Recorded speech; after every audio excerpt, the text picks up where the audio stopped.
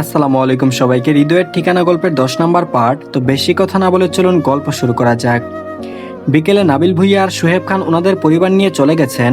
কাজের চাপ বেশি, আবার আরিশারও এক্সাম। তোমার শরীর ভালো না, নাইলাও অনেক জ্বালায়। এমন ছোট বাবু নিয়ে থাকা যায় নাকি? এখন ভুঁইয়া বাড়িতে আছে শুধু বাড়ির মানুষগুলো। রাতের খাবার খেতে বসেছে সকলে, শুধুমাত্র উষা ছাড়া। সাগর বলল, ছোট চাচ্চু, আমার আর উষার রেজিস্ট্রিটা করে ফেললে তো ভালো হতো। আমি এত সময় নিয়ে দেশে আসিনি। লিপি বেগম আরাফের প্লেটে ভাত দিচ্ছিলেন। সাগরের কথা শুনে হাতটা থেমে যায়। নাহিদ ভুঁইয়ার চোখ মুখ চকচক করে উঠল। বিয়েটার প্রমাণ নেই তাদের কাছে, আইনত ওরা স্বামী স্ত্রী, এটার প্রমাণ দরকার। পরক্ষণে আবার ভাবলেন, সত্যিই ডিভোর্স দিয়ে দেবে নাকি? বুকটা মোচড় দিয়ে উঠল নাহিদ ভুঁইয়ার। সিজান ভুঁইয়া যেন ছোট ভাইয়ের অবস্থা বুঝতে পারলো। সিজান ভুঁইয়া গম্ভীর এবং রাগী স্বরে বলল, তোমাকে না বারণ করেছি এখন এসব কথা না বলতে? আগে মেয়েটার এক্সাম শেষ হোক, তারপর তুমিও কিভাবে দেশ ছাড়ো সেটাও আমি দেখব। সাগর ভাবলেশীন ভাবে তাকালো নিজের বাবার দিকে, গাছাড়া ভাব নিয়ে বলল, উত্তেজিত হচ্ছ কেন আব্বু? আমি তো আর ডিভোর্সের কথা তুলিনি। তুমি তো আমাকে ডিভোর্সের কথা তুলতে বারণ করেছিলে, রেজিস্ট্রির কথা তো বারণ করনি। আর এদিকে সামিনাপুর রুম থেকে বের হয়ে নিজের রুমে যাচ্ছিলাম। সাগর ভাইয়ের রুমের দরজা খোলা দেখে খুব ইচ্ছা হলো রুমে যেতে। যেই ভাবা সেই কাজ, দরজাটা একটু ফাঁকা করে নিজের মাথাটা আগে ভিতরে নিলাম। পুরো রুম জুড়ে চোখ বুলিয়ে দেখলাম কেউই নেই রুমে। কি সুন্দর পরিপাটি রুম।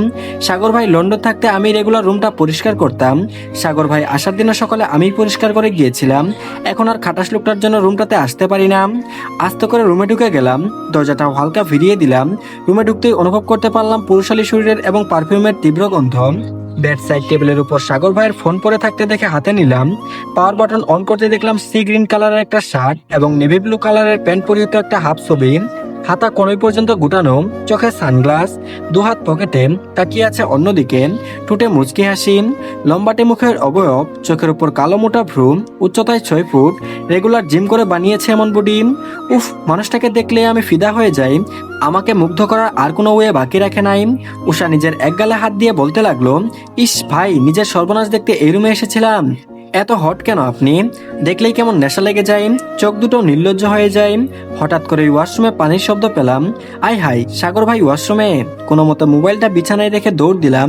এই ব্যক্তির সামনে পড়লে রক্ষে নেই আমার। আর এদিকে সকালে উঠে নামাজ শেষ করে পড়তে বসবো। আজকে এক্সাম আছে, পড়তে হবে। আজকে প্রি টেস্ট শেষ হবে।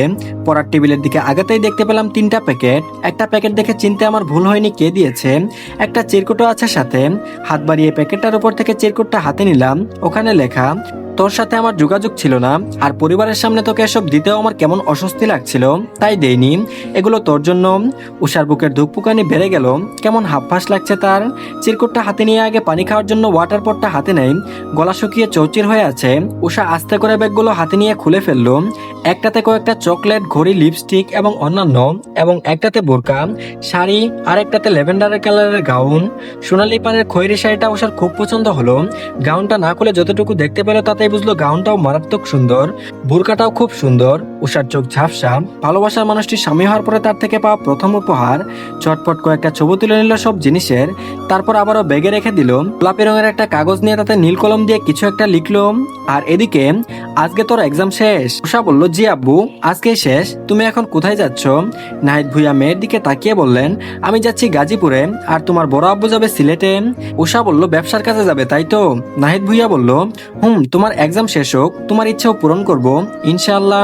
পুরো বাংলাদেশ ঘুরিয়ে দেখাবো, যদি চাও দেশের বাইরেও যেতে পারবে। মুহূর্তেই উষার চোখ মুখ খুশিতে চকচক করে উঠল।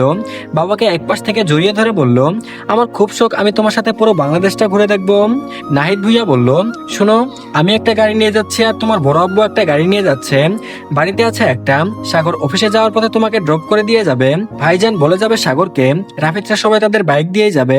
আর হ্যাঁ, সাগরের সাথে বেয়াদবি করবে না। উষা ভেংচি কেটে বলল, হয়েছে হয়েছে, ওনার কথা বলা বন্ধ করো। নাহিদ ভুঁইয়া মেয়ের হাতে কিছু টাকা গুঁজে দিলেন। তারপর বললেন, আমার অবর্তমানে কিছু লাগলে কিনে নিও, আর না হলে আমাকে বলো, আমি অ্যাকাউন্টে পাঠিয়ে দিব।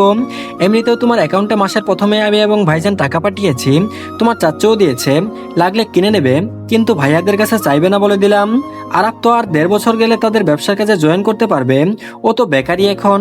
উষা টাকাগুলো দেখলো, তারপর বলল, আর 2000 দাও, ট্রিট দিব প্রিয়তাদের, আর আমাদের এক্সাম শেষ না। নাহিদ ভুইয়া বিনা বাক্যে দিয়ে দিলেন। উষা কলেজের সামনে আসতেই নেমে পড়ল, বাবাকে বিদায় জানিয়ে কলেজ গেটের দিকে অগ্রসর হলো। আর এদিকে বিকেল 5টা, সাগর সবেমাত্র রুমে ঢুকলো। আজকে গালিবার নেহালকে সাথে নিয়ে পুরনো বন্ধুদের সাথে আড্ডা করতে গিয়েছিল। সেই সকালে বেরিয়েছে, আশেপাশে ঘুরেছে অনেক, জ্যাম না থাকায় সময়ও কমই লেগেছে। হাত ঘড়ি, ওয়ালেট, সানগ্লাস, মোবাইল সব রাখলো বেড সাইড টেবিলের উপরে। পরনের হালকা নীল রঙের শার্টটা খুলে রাখলো হ্যাঙ্গারে। ওয়াশরুম থেকে বের হলো ফ্রেশ হয়ে। ব্যালকনিতে তোয়ালে রেখে রুমে প্রবেশ করতে চোখ যায় টেবিলের উপরে। উষাকে দেওয়া উপহারের ব্যাগগুলো রাখা আছে।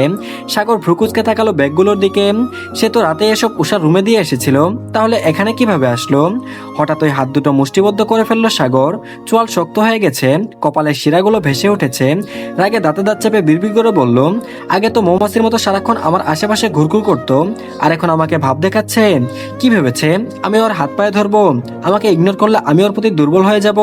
নেভার, নেভার মিসেস সাগর। এই সাগরের ভদ্রবেশটা তুমি দেখেছো সুইট বেবি? আমাকে খেপানোর ফল মোটেও ভালো হবে না। ব্যাগের উপর চিরকুট দেখে ভ্রু কুচকালো সাগর, বাঁকা এসে বলল, গেম খেলছো আমার সাথে? চিরকুটটা হাতে নিয়ে নিল। তাতে লেখা ছিল, উপহারগুলোর জন্য আপনাকে অসংখ্য ধন্যবাদ। প্রতিটি জিনিস অনেক সুন্দর এবং স্ট্যান্ডার্ড ছিল, আমার পছন্দ হয়েছে। কিন্তু আমি চকলেট খাই না, এবং আমার বুরকা শাড়ি অনেক আছে। বিয়ের পর থেকে আমার স্বামী আমার খোঁজ না নিলেও আমার পরিবার আমাকে ফেলে দেয়নি। যেদিন ভালোবেসে কাছে টেনে নেবেন, সেদিন ওই আপনার দেওয়া জিনিস আমি গ্রহণ করব। সাগর মুষ্টিবদ্ধ করে রাখা হাতটা দিয়ে দেয়ালে খুব জোরে পাঞ্চ মারলো। তারপর বলল, এসব নাটক আমার পছন্দ না, আর না আমি তোকে কোনোদিন ভালোবেসে কাছে টেনে নিব। ঘুমিয়ে ঘুমিয়ে স্বপ্ন দেখতে থাক, খুব সাহস হয়েছে তাই না? আজকে তোর কলিজাটাই মেপে দেখবো আমি। আর এদিকে ড্রয়িং রুমে বসে আড্ডা দিচ্ছে সকলে। ছোটবেলা কে কি করেছে, কে কেমন দুষ্ট ছিল, এসব নিয়ে কথা বলছে সবাই। সাদাফের পেনপেনানি আর সহ্য করতে না পেরে আরাফ বলল, জানিস ছোট সময় সাদাফ কি করেছে? সবাই উৎসুক নয়নে তাকালো আরাফের দিকে। নেহাল আর সাগর বেশ বুঝতে পেরেছে কোন কথাটা বলবে। আরিশা অবশ্য জানে না, কিন্তু সাদাফ জানে, আর এই জন্যই এই কথাটা আরিশার সামনে বলতে দেয় না। ডাইনিটা তার অন্তর জ্বালিয়ে খাবে তাহলে। আরাফ এই জিনিসটার ফায়দা নেই, এটা নিয়ে যে কতবার যে ব্ল্যাকমেল করেছে সাদাফকে। সাদাফ হুমড়ি খেয়ে পড়লো ভাইয়ের উপরে, কানে কানে ফিসফিস করে বলল, বিশ্বাস কর ভাই, তানহার সাথে তোর অল সেটিং আমি করিয়ে দিব, তুই শুধু এই ডাইনির সামনে এসব বলিস না। আরিশা গোতা দিল সাদাফকে, তারপর বলল, স্যার ভাইকে। ভাইয়া তুমি বলো কি হয়েছে? ও সাদাফের মুখটা কাদো কাদো হয়ে গেল। নিচে বসে ভাইয়ের 2 পা জড়িয়ে ধরলো, বিনয়ের সহিত বলল, প্লিজ ভাইয়া, প্লিজ বলো না, তুমি যা বলবে আমি তাই করব, প্লিজ ভাইয়া। সাগর আরাফকে চোখের ইশারায় করলো যেন না বলে। আরিশা এমনিতেই সাদাফের জীবন তামা তামা বানিয়ে দেয়, আবার যদি এটা জানতে পারে ছেলেটার জীবন, তাহলে অকালেই শেষ। আরিশা বুঝলো কিছু একটা তো হয়েছে, আর এরা যে কেউ বলতে চাইছে না। আর সিরিয়াস না হলে তো সাদাব এভাবে পায়ে পড়তো না। সাদাবের পিঠে ধুম করে একটা কিল দিয়ে বলল, তুই সর সাদাব, আমি শুনবো তুই কি করেছিস। আরাফ হাসতে হাসতে বলল, জানিস আরিশা, ছোট সময় সাদাব তোর। আর কিছু বলার আগে সাদাব আরাফের মুখ চেপে ধরলো। সাদাব বলল, প্লিজ ভাই, তুই আমার মায়ের পেটের ভাই, আমার সাথে এরকম বেইমানিটা করতে পারিস না তুই, দোহাই লাগে ভাই, চুপ কর। আরিশার মনে এবার আরো সন্দেহ জাগলো, কি এমন করেছে যে সাদাব এমন করছে। আরিশা উঠে এসে সাদাবকে সুরসুরি দিতে লাগলো। সাদাফের হাত আলগা হতে আরাফ বলল, আমরা সকলে মিলে নানু বাড়ি গিয়েছিলাম, তখন তোর আর সাদাফের বয়স 4 বছর। সাদাব আবারও আরাফের মুখ চেপে ধরলো। এদিকে নেহাল আর সাগরের হাসতে হাসতে পেট ব্যথা হয়ে গেছে। ওদের হামধুম শুনে লিপি বেগম আর মারিয়া জামান বের হলো কিচেন থেকে। তারপর বলল, কি রে আরাফ, ছেলেটার সাথে এমন করছিস কেন? সাদাব বলল, দেখো না বড় আম্মু, আরাফ ভাইয়া আমার ইজ্জত নিয়ে টানাটানি লাগিয়ে দিয়েছে আরিশার সামনে, এসব কি বলছে, ওকে প্লিজ চুপ করতে বলো। মারিয়া জামান গিয়ে আস্তে করে আরাফের পিঠে চড় লাগালেন, তারপর বললেন, কিরে কি হয়েছে, কি বলতে চাইছিস? পাশ থেকে আরিশা বলল, দেখো না মামিমা, ছোটবেলায় নাকি সাদাব আমার কি করেছে, এতটুকু বলার পর থেকে আর কিছু বলতে দিচ্ছে না ও ভাইয়াকে। এবার লিপি বেগম এবং মারিয়া জামানও উৎসুক হলেন। ছোটবেলার কাহিনী শুনতে কার না ভালো লাগে। নিজে গিয়ে ছেলেকে আরাফের থেকে দূরে সরিয়ে আনলেন। নিহালের সাথে নিজেকে জুড়ে চেপে ধরলো সাদাবকে। তারপর বড় ছেলের উদ্দেশ্যে বললেন, এবার বল কি করেছে ও, আমরাও শুনতে চাই, বল বল। আরাফও এবার খুশি হলো, সাদাফের দিকে তাকিয়ে বলল, তুইও তো দিন দিন রসদলে যাচ্ছিস, আমার পিছনে লেগে থাকিস, এবার তোর প্রেস্টিজ হাওয়া। আম্মু, আমরা একবার গ্রামের নানু বাড়িতে গিয়েছিলাম না? তার মা বলল, হ্যাঁ একবার না অনেকবারই গিয়েছি। পরে তাপ বলল, আরে সবাই মিলে গিয়েছিলাম, তখন ওদের বয়স 4 বছর। তো একদিন, এতটুকু বলে তাকালো সাদাফের দিকে। যে রীতিমতো যুদ্ধ করছে নেহালার মায়ের সাথে। মারিয়া জামান মুখ চেপে ধরে রেখেছেন, সাদাব শুধু উমুম শব্দ করছে। আরাব দাঁত কেলিয়ে হাসলো, তারপর বলল, তারপরে সেখানে আরিশা খেলতে খেলতে আম গাছের নিচে হাগু করে দেয়। বলেই হাসলো এক দফা সকলে। আরিশা মুখ বাঁকালো, এটা প্রাকৃতিক জিনিস, এটা সবাই করে। লিপি বেগম এবার তাড়া দিয়ে বললেন, পরে কি হয়েছে? আরাব বলল, বড় আম্মু, সেখানে ছিলাম আমি, সাগর ভাইয়া, নেহাল ভাইয়া, আলিফ ভাইয়া আর উষার মা। হলুদ হলুদ দেখে সাদাব কোত্থেকে দৌড়ে এসে খাবলা দিয়ে হাতে নিয়ে মুখে দিয়ে দেয়। আমরা ধরতে ধরতে এই কাজ করে ফেলে পরে উষার মাই ওকে পরিষ্কার করিয়ে দেয়। এবার সবাই উচ্চস্বরে হেসে উঠল। সাদাবের চোখে পানি, এই বজ্জাত মেয়েটা এবার আমার কলিজা চিবিয়ে খাবে। আরিশা হাসতে হাসতে বলল, দেখলি সাধু, স্কুলের স্যাররা সবসময় তোকে বলতো আমার পা ধোয়া পানি আর পটি খেতে। স্যার তো আর জানে না যে তুই ছোট থেকে এসব খাস। সাদাব রাগে কিরমির করতে করতে আগালো আরাফের দিকে। বাকিরা সবাই এখনো হাসছে। উষা সবেমাত্র ড্রয়িং রুমে পা রাখলো। এত জোরে জোরে হাসার কারণ সে বুঝতে পারলো না। সবার দিকে তাকিয়ে পর্যবেক্ষণ করছে সে। তো ধন্যবাদ সবাইকে, এই পার্টটি এই পর্যন্তই। পরবর্তী পার্টও দিয়ে দেওয়া হয়েছে, সবাই দেখে নেবেন। আর সবাই অবশ্যই চ্যানেলটিকে সাবস্ক্রাইব করে দিয়েন, আর ভিডিওতে অবশ্যই লাইক দিয়েন। তো ভালো থাকবেন সবাই, আল্লাহ হাফেজ।